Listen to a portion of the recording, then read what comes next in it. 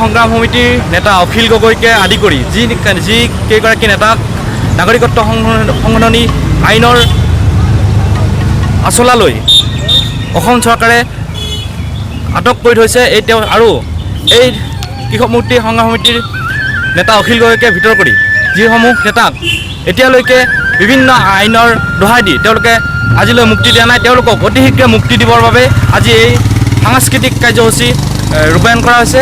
আৰু এই সাংস্কৃতিক প্ৰতিবাদস্থলীৰ পৰাই আমি আজি অসম চৰকাৰক সকীয়াই দিব বিচাৰিছোঁ যে যি আমাৰ সংগ্ৰামী সত্তা, এই সত্তাক তেওঁলোকে আইনৰ এই বন্ধ কোঠাৰীৰ মাজতে আবদ্ধ কৰি কৰিবলৈ চেষ্টা কৰিলে তেওঁলোক বিফল হ'ব।